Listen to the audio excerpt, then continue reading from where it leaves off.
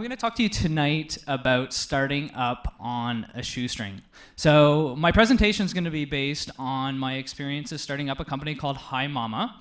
We're an app that helps working parents connect with their children in daycare and early learning programs. And we're the #1 rated app for childcare programs. We have over 100,000 users. We're super passionate about improving learning outcomes for young children by engaging their parents more in their development. And of course, we started up on a shoestring budget, and I'm going to tell you what I learned in that process. I do have a lot of slides, so I'm hoping this thing will start clicking through. My first story I'm going to tell you about is about flues and beans. So flues and beans are basically an earlier version of Bitcoin, sort of, and they blew through $50 million and $100 million in VC money, respectively, largely as a result of premature scaling. And they're a classic example of how you can really waste a lot of money really easily. And for example, like Flues spent $8 million on an advertisement campaign with Whoopi Goldberg. So what's the moral of the story? You need to be very careful about minimizing waste and also de-risking your business early on. Okay, I'm a couple slides behind now. There's Flues and beans. And I'm just going to go to the next slide, hopefully, which is going to be about CB Insights research. So CB Insights did post-mortem interviews with over 100 startups to find out why they failed.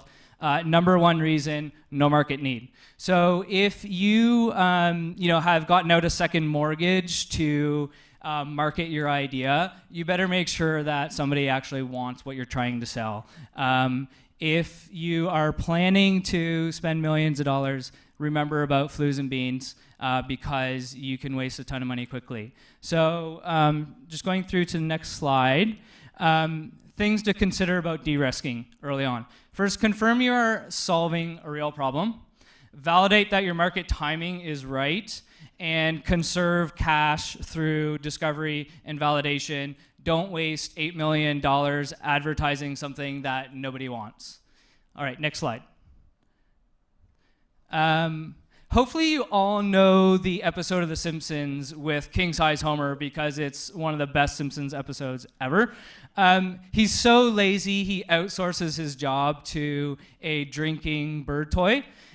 Basically, when you want to get your first customers on a shoestring, you need to be the total opposite of king-size Homer. And by that, I mean you have to not be lazy, and you have to get out from behind your computer. This is a graph of Airbnb revenue from when they were founded in 2008. One thing you might not know about Airbnb is that they got their first $30,000 in funding by selling cereal. So they didn't go out and raise VC money. They made it themselves. So moral of this story, hustle. Hustle is key to success in starting a business on a shoestring. So some of the things to think about along those lines, just on the next slide here. So the first is avoid the big launch. You don't have to be featured on TechCrunch to start your business. Airbnb started at South by Southwest. They got an amazing 2 signups to their website. What an amazing launch. They're worth over $20 billion now, so obviously nobody cares that their startup or their launch really sucked.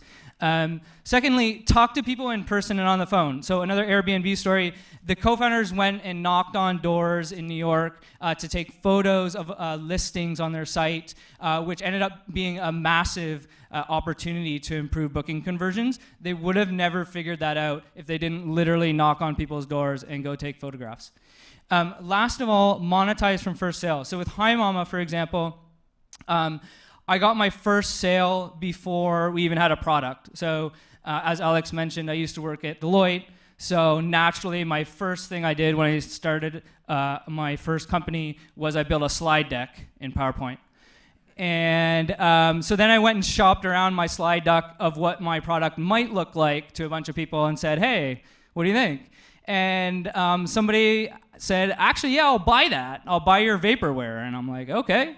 And she was like, here's my credit card. And I'm like, I don't know what to do with that. But that's really awesome that you want my product that doesn't exist and you gave me your credit card.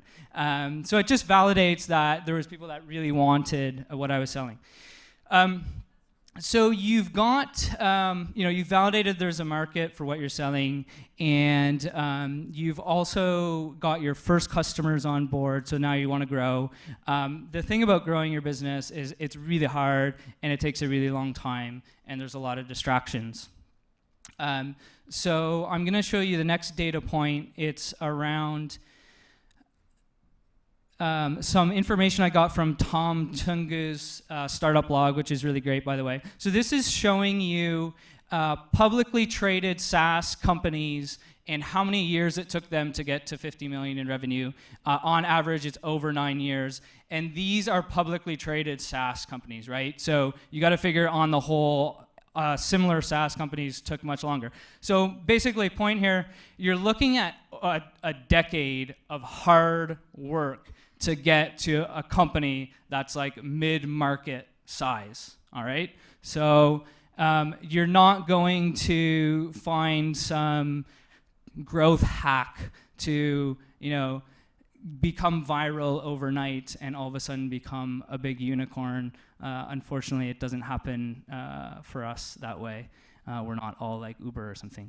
So the things that you should think about when it comes to focus and growing your business. First is ignore startup media and press. So I was listening to a podcast the other day by a guy called Jason Fried of Basecamp. He refers to startup media and press as business porn, which I thought was kind of funny and kind of fitting.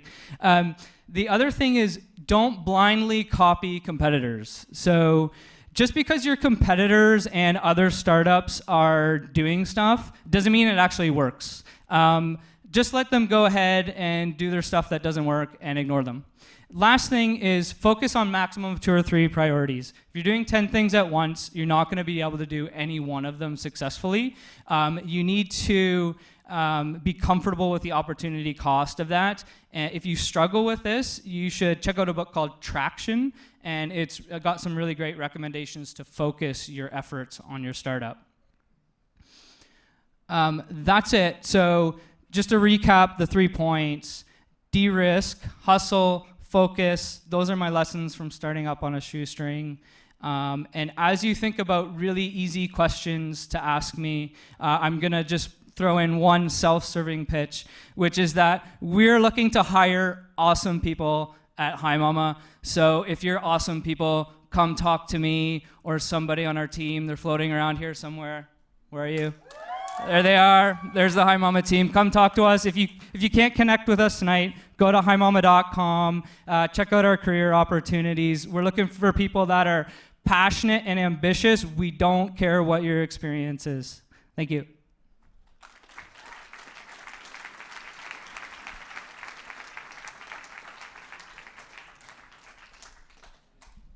Hi, Ron.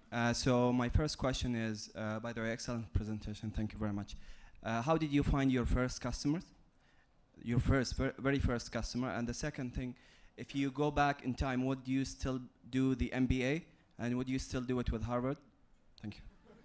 Yeah, so on the first question, the way I did it was through a process called customer discovery. It's really awesome. I highly suggest it. Basically, what you want to do is come up with a list of like 50 people that could be your customer, and you create an interview script, and you go talk to them. Your interview script should be partially qualitative questions, partially quantitative, and you go talk to them. By the time you've interviewed these people, by the end of your 10-minute interview, you will know if they are like a technology laggard, for example, and definitely would not be interested in your product, if they're like an early adopter and might want to actually purchase your product, and then you'll have a bunch of people in the middle. So once you've interviewed those 50 people, by the time you create your product, you've probably got your first 5 customers through that process. And for your second question, do I regret doing an MBA? No. I did engineering in undergrad, so the business education was very valuable for me, and just the process as well. No, I wouldn't probably go to another school other than Harvard. It was okay.